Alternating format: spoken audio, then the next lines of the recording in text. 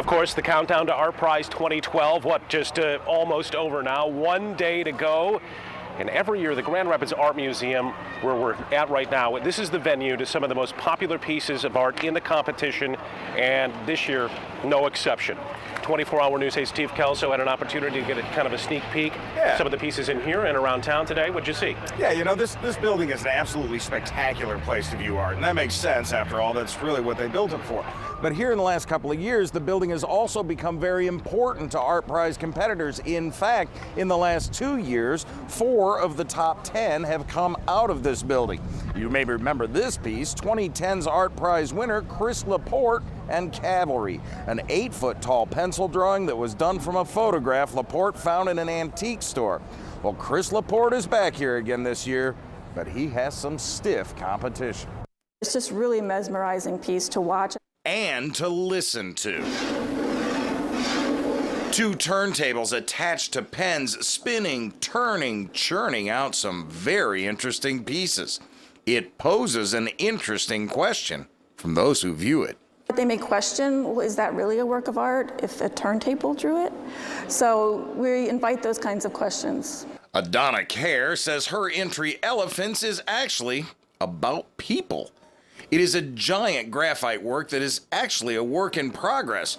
When Kerr arrived at the museum, she wanted to continue the piece beyond the paper and onto the wall of the museum. And she describes it as stream of consciousness drawing. So she just adds to it as she goes along, which is really phenomenal that she comes up with this result.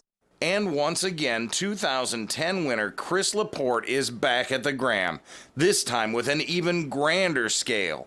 City Band is a 12-foot tall graphite drawing that was inspired by LaPorte's grandfather's high school band in Bay City in the 1920s. Similar to his winning entry, it is stunning in detail and shows off LaPorte's skills as a draftsman. His technique is just superb, and to be able to work on that scale at that level of technical proficiency is just what people really respond to, I think.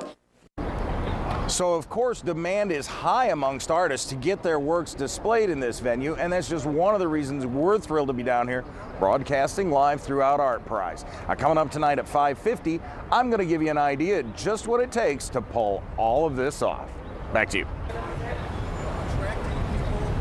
All right, Steve, thank you. We've got a lot more coming up as we count down to ArtPrize. At about 5:30, we're going to show you how the city is improving parking for bicyclists downtown, just in time for the competition.